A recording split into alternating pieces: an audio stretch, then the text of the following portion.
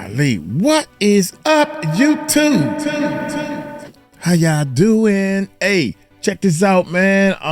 Routine traffic stop takes a disturbing turn. I've been looking for this video with all that money. Look at that money, man. Let's see what's going on. Hit that subscribe button. Any large amounts of United States currency in the vehicle? Hit that subscribe button. Hit that bell. Hit that subscribe button. Hit that bell. Let's check this bad boy out. Here Any we go. large amounts of United States currency in the vehicle? How much money you got in there? Okay. This marks the very moment when police pulled over a combat veteran and took his entire life savings. He says it's $100,000. It's in a Ziploc sandwich baggie. I must have had your ears burning because I was complaining about not having enough hundreds in my drawer.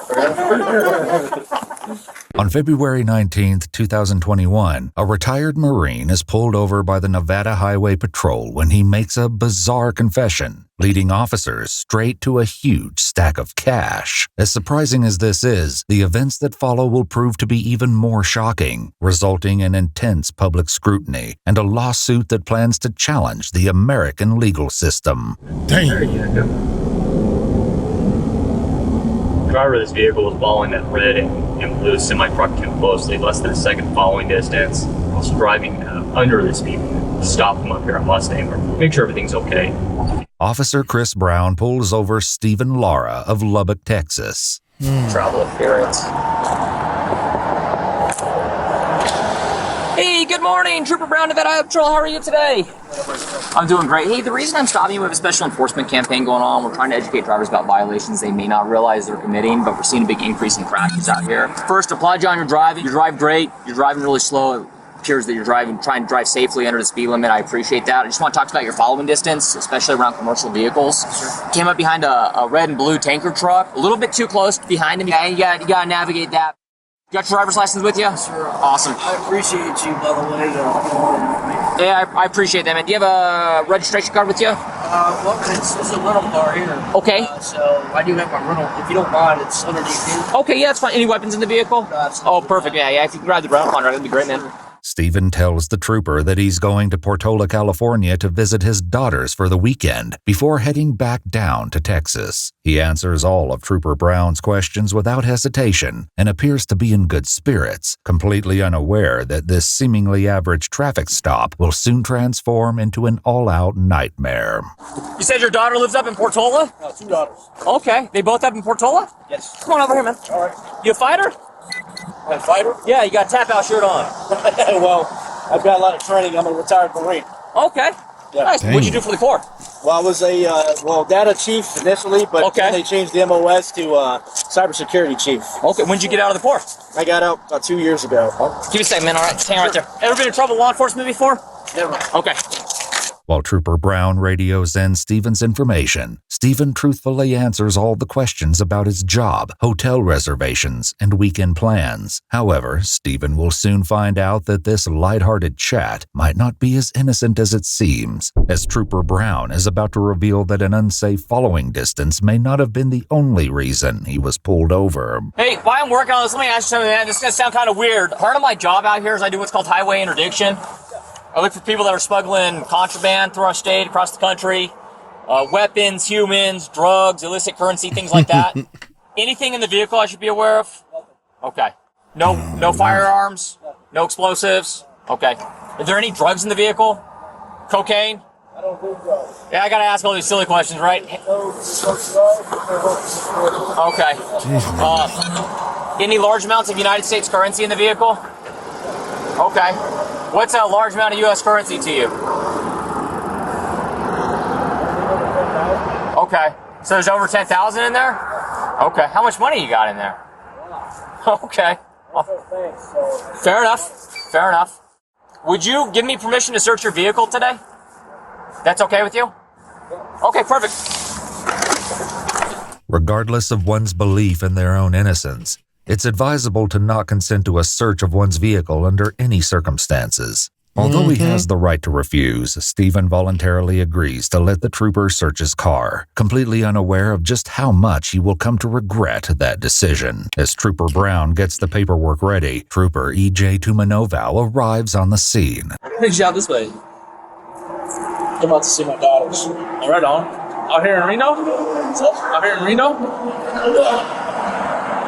Well, Portola, California. Portola. They doing okay? I know you got a suspicious. Y'all asking lots of questions so I can get to. Yeah, I'm not really worried about anything, so I'll give you any information you want. But. As Trooper Brown gives Stephen the paperwork to read and sign, Trooper Tumanoval heads to his vehicle to get his sniffer dog, Jill, nicknamed Jillybean, to see if she finds anything suspicious. Jillybean, Jillybean, Jillybean, Jillybean, you're a pretty girl. We go play. That's not even a vicious dog.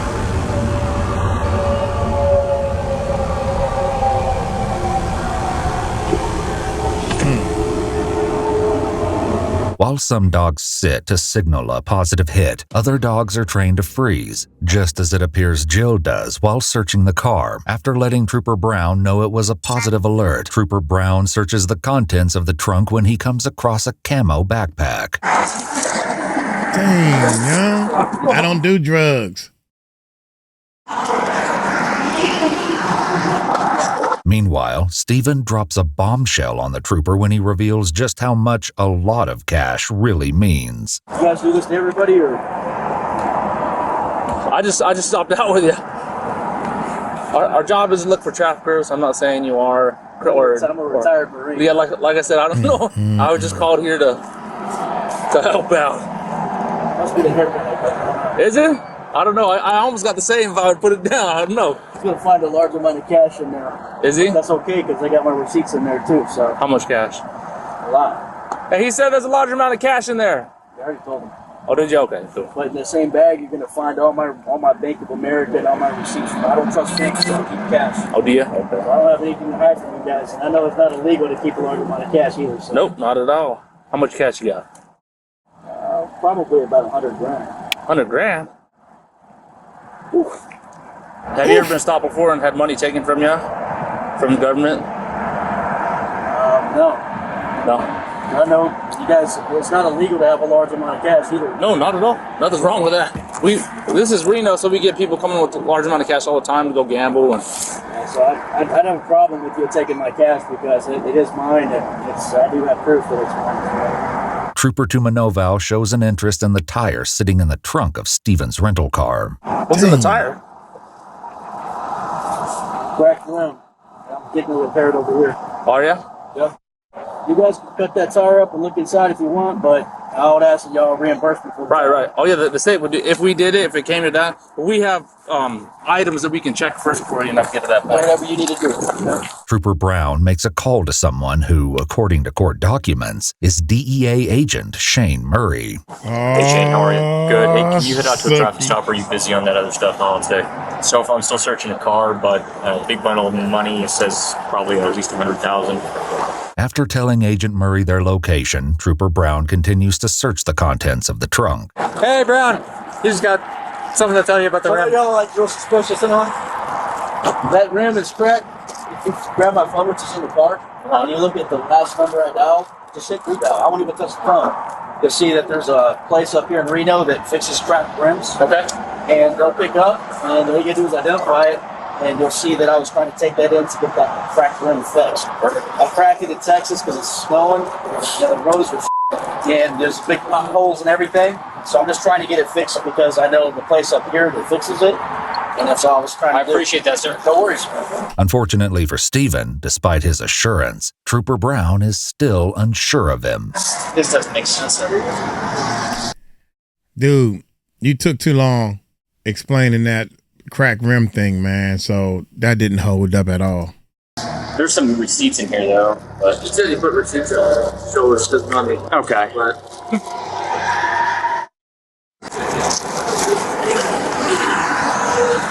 Dang, all right, man. So yo. here's the deal. All right. I think you're a good guy. I don't know. I'm a good day. So how much cash is that? About 100 grand. 100 grand. Yeah. So as you know, right? I'm a vet. He's a vet. You're a vet. It's not illegal to carry currency. That's currency. Yes, sir, it's not. It does, though, make us ask some questions on why someone has 100,000. I can understand why you don't trust banks, especially in this day and age right now. Discipline and lots of savings. What's that? Discipline and lots of savings. So with that being said, if you're willing to talk to me about it a little bit, I'd like to. I know you got a bunch of receipts in there. I just want to make sure that it is your currency, that it's not being used for nefarious activities, right? That it's not money laundering or something like that going on. That's the questions that are raised, that potentially money laundering or something like that's going on. So that money right there is for my 2 daughters. Okay. You gonna give it to them on this trip or no? Or that's just your nuts? That's my money and my two daughters' money and nobody else's. Okay. I take that money right there and I buy them things. Put food on the table, I buy them clothes with that right there. Fair enough. That's me looking at you man to man in your eyes and telling you exactly what that is. Perfect. But the thing that trips me out is that's not a money sniffing dog.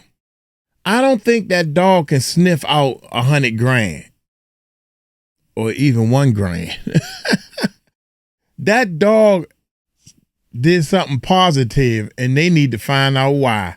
And he think he got everything under control. Okay. Yeah. I got some questions I'm going to want to ask you here in a few minutes. If you're willing to answer them, I'd appreciate that. I have nothing to hide from you. After Stephen agrees to further questioning, Trooper Brown reaches out to his sergeant, Glenn Rigdon, to update him on how things are progressing. It's a strange one, but not a strange one. Consented to a search, said there was money up there. We located what he says is $100,000. It's in a Ziploc sandwich baggie. Although it's not known what Agent Murray says to Trooper Brown, the call only lasts for about 40 seconds, and Trooper Brown informs him that he will start a brief with him, likely referring to Stephen. Hey, Stephen. Stephen, you don't have any weapons on you, right? I know you're in... You mind if I just pat you down real quick? Face my car real quick, man. Perfect, man. Do me a favor. Have a seat in my front seat for me. As with all other previous requests made by officers, this is something Stephen is more than willing to go along with because, as he puts it, he has nothing to hide. Unfortunately, however, he still doesn't seem to realize that the more he agrees to go along with their requests, the deeper the hole he has dug for himself will grow. Now that Stephen is aware of his rights, Trooper Brown can finally begin the questioning process. So, what is the source of the currency that you have there? Sources in how do I make my money? Yeah. I'm a retired U.S. Marine. I get money from the VA for my disability. And it's money that I have earned from my employment, my job. Doing IT work for a hospital. Sure. Why do you transport bulk currency like that? Well, there's nothing illegal about it. No. It's I keep it on my person and I secure it. Okay. So for security? I don't trust banks. That's why I have a large amount of currency there with all the receipts, which I keep in there for this type of purpose, in case anybody questions it. And if those receipts get looked into, you'll see that those are my accounts, that those deposits are made for, or those withdrawals are made from. But you don't Stephen trust goes banks, on to though. inform the trooper that he owns a debit. You don't trust banks, but yet you're talking about deposits. What are you talking about? And if those receipts get looked into, you'll see that those are my accounts, that those deposits are made for, or those withdrawals are made from. Stephen goes on to inform the trooper that he owns a debit card and only uses banks for direct deposits before he answers even more questions about the money. Is there any reason that you can think of that a trained drug detection canine would alert to the presence of drug odor coming from that vehicle? No. Okay. Like I said, I gave you a consent to search the vehicle. I have nothing to hide. So if the dog alerted you guys, I can't tell you where it's coming from because I don't do that stuff. Okay. Nor do I have it. That is a rental car, so I don't know. I can't control what happened before I got it. Fair enough. I can't control what happens after I drop it off. In cases such as this one, if officers persist in questioning, it's typically because they lack sufficient evidence and are seeking information that could be used against the individual. At this juncture, it's crucial to cease further communication and seek legal representation. Stephen is being fully cooperative here, and yet the treatment he gets is contrary to law enforcement's claims that cooperation would prevent such actions.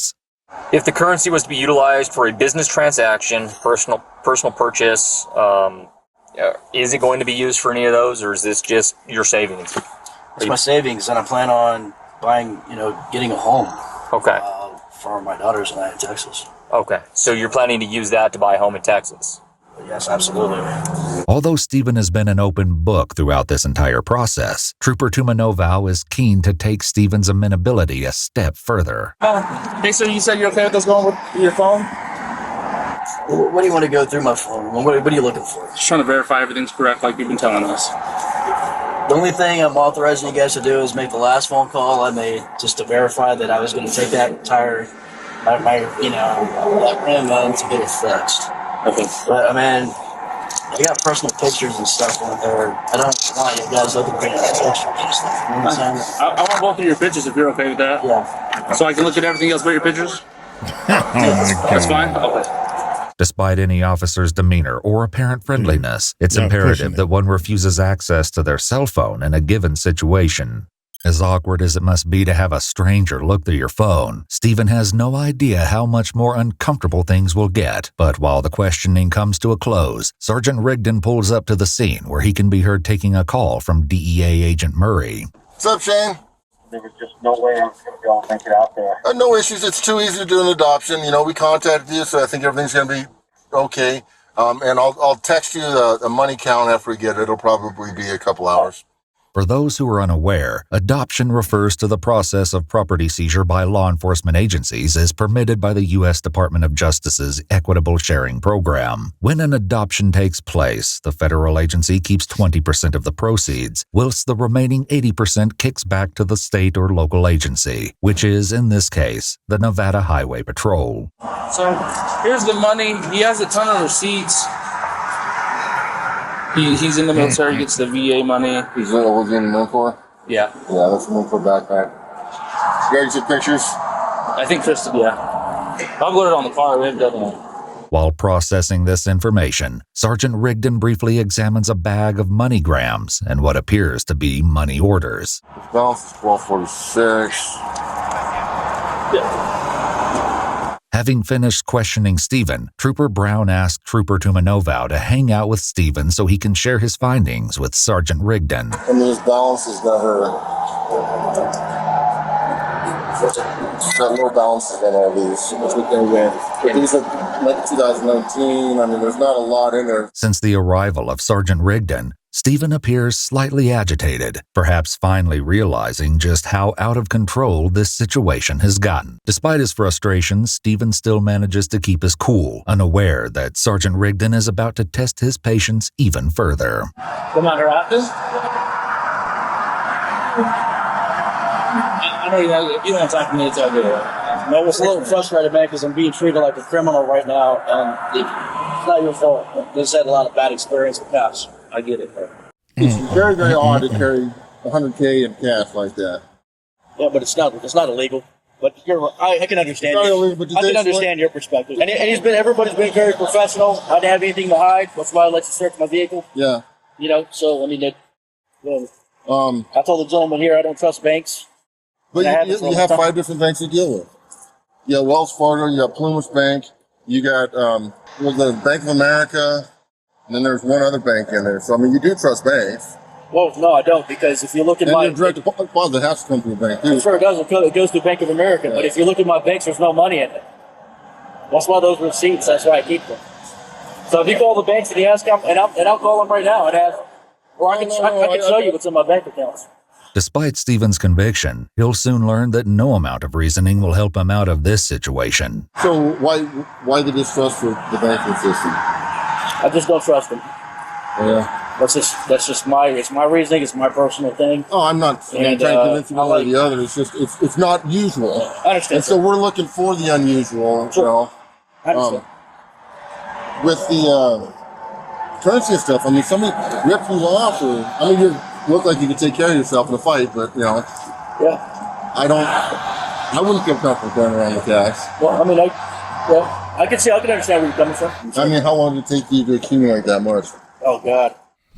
I started saving since I was in the Marine Corps, 20 years. How come it's all hundreds? So I don't have to keep more. Oh. I mean, if those were all ones, my God, I'd have to, so you get more. Yeah, we usually weigh. It's actually a cool trick. So one bill weighs 1 gram. Mm-hmm. So if you weigh that and get the grams, and you multiply it times 100, you can tell by weight roughly what it is. Oh, that's cool. I didn't know that. So you can like weigh your money and watch it grow. Learn something new every day. It's very, very odd. We're going to do a little bit further investigation on it, and you'll be on your way very soon. So. After expressing his suspicions to Stephen, Sergeant Rigdon consults Trooper Brown, giving him an opportunity to share his opinion on the matter at hand. What are your thoughts, Chris? I kind of leaning more towards it's odd, but it's not packaged like normal. No, and he's answering the questions. There's receipts here, and I would like to put the dog on the currency, man. Okay.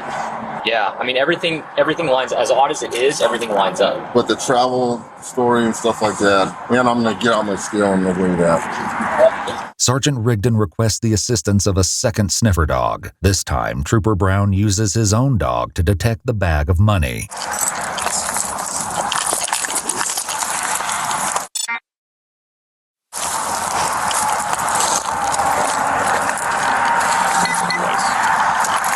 Trooper Brown's dog has just given a positive hit on the bag of money. However, it should be noted that according to a comprehensive review by the Journal of Forensic Sciences, several studies have shown that between 67 and 100% of circulated U.S. currency is contaminated with cocaine, leading them to the conclusion that a positive canine alert to U.S. currency is not sufficiently reliable to determine that currency was used in an illicit drug transaction. Positive alert. We'll go forward with it. Okay.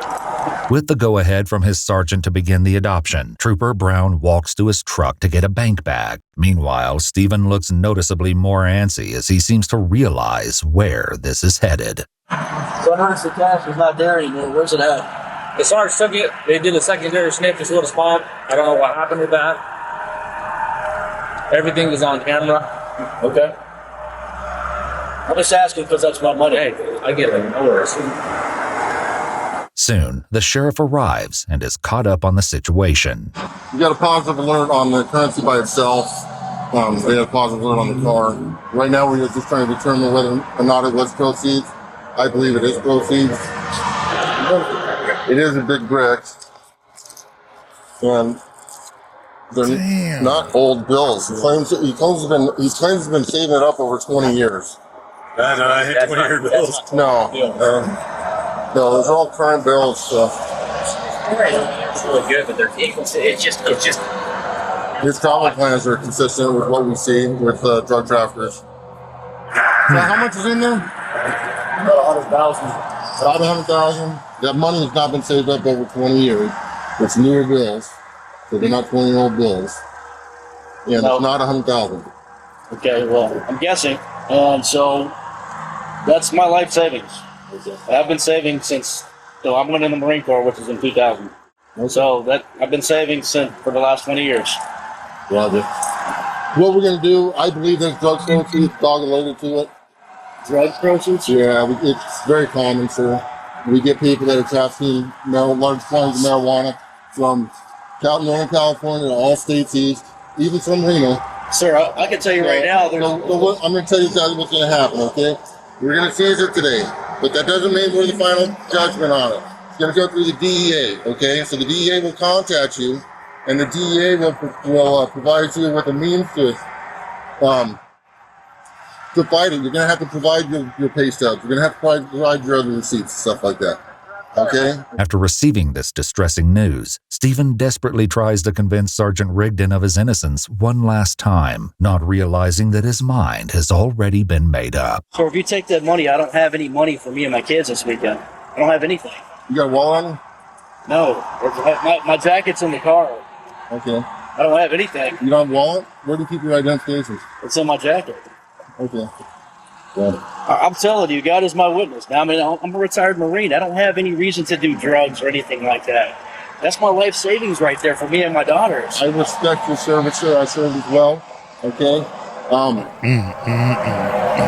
I have got cops doing stuff that they shouldn't be doing, and they go to jail for whatever they're doing. That's not me. So you're now who you are doesn't influence whether or not we take action on what we see, okay? If it is legitimately earned income, you're going to be able to provide those pay stubs, and they'll give you all your money back. But I believe it's drug proceeds. It's not drug proceeds, sir. I'm telling you right now, it's not. I don't do drugs, sir.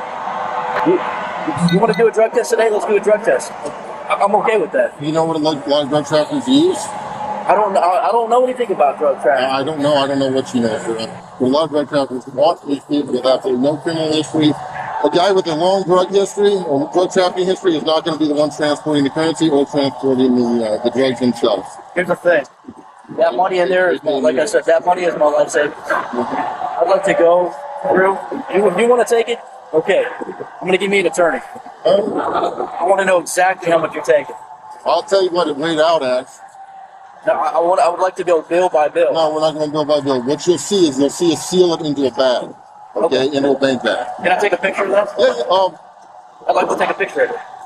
As his reality comes crashing down, Stephen, while still remaining respectful, becomes more firm, a development which appears to take the sergeant aback slightly. Do you mind if I take a video of it being still? I'd like to do that. I think, you know what, you're on video right now, and we'll give you the case number, and you can request that information. You can request the entire recording and its entire stop. Okay. Everything that we did, sir. Okay, yes, sir. And I've been totally cooperative with you guys. I appreciate that, sir. There's a receipt down there on the ground. I believe that's mine. Hey, Dave, can you pick up that piece of paper? Yeah. When they gonna find something, man? I mean, Throughout bingo. this incident, Stephen was under no obligation to answer all of their questions. It's evident that his willingness to cooperate was being exploited, and instead of acknowledging his innocence, the officers attempted to utilize his responses as a pretext to seek justification for seizing the cash. As Stephen is left with no choice but to come to terms with what happened, Trooper Brown has been busy bagging up his life savings. But before he's sent on his way, Stephen has some parting words for Trooper Brown. Just want to let you know, I know you're just doing your job. Money that I have in my jacket is only $2. I need to pay for my kids, my bills, my hotel. We're going to get that check off the text. Got no way providing for my children. Just not way. Get back to Texas. I know you're just doing what you feel is best, but Like you know, my sergeant. It sounded like my sergeant talked to you about that a little bit. Told you what was going on and those lines. So I just wanted to tell you, Officer Brown. I mean, you're taking money out of my kids' mouths. sorry. Or you're taking food out of my kids' mouths. Like I said, we believe right now that this is drug proceeds, illicit currency. Well, I'm going to prove to you that it's not. Perfect. After taking down names and badge numbers, Stephen drives away, likely still reeling from that 90-minute whirlwind. Shortly after, Sergeant Rigdon and Trooper Brown head over to the bank to deposit the cash. Yeah, that's perfect. You guys must have had your ears burning because I was complaining about not having enough hundreds in my drawer. The amount of money the Nevada Highway Patrol seized from Stephen turned out to be $86,900. Stephen made good on his promise to get an attorney, and his case wound up being taken on by the Institute for Justice, a nonprofit advocating for forfeiture reform and other issues they consider abuses of government power. Although the federal government had 90 days to obtain a criminal indictment, obtain an extension, or initiate federal civil forfeiture proceedings after a valid claim to the property had been filed, the money wasn't returned to him until over 6 months later after the lawsuit was filed, and after the media attention caused by Stephen's story being featured on the front page of the Washington Post. It's likely that the officers were aware of insufficient grounds to justify the seizure of the funds, which may explain the delay in filing the necessary action for the seizure or forfeiture of the money. Not wanting this to happen to anyone else, Stephen and IJ also sued the Nevada Highway Patrol in state court, but the case was put on pause for almost all of 2022. In January 2024, a judge rejected the Highway Patrol's motion to dismiss the lawsuit, allowing Stephen's claims to move forward. It only remains to be seen if Stephen will be awarded the ultimate justice for what he endured on that fateful day. Wow. So far they ain't found nothing, dog. Hey, that was that was a juicy one. That right there was definitely a juicy one, man. What y'all think? Brother say he don't trust banks. He don't trust banks. Yeah, these bills look all new. And he take every year, he take all the old bills and take it to the bank to get fresh bills. Because I don't want my money to go, these are legit bills. I just want new ones. How much that's going to cost me? I got to pay something for that? I want all new bills. Now I'm making my way. I done saved up he said 100,000, about 100,000. He tried to, that's where you went wrong at. You should have told him the exact amount. Maybe he didn't know it was the exact amount because he been spending some and took some here, robbed people to pay Paul. But my point is this. He had receipts. He had everything. A dog sniffer? Are you kidding me? You know how many people use $100 bills when it come down to that call? Hey, I'm gonna get on up out of here. Y'all take it slow. Tell them Uncle Mike told you so. Peace out.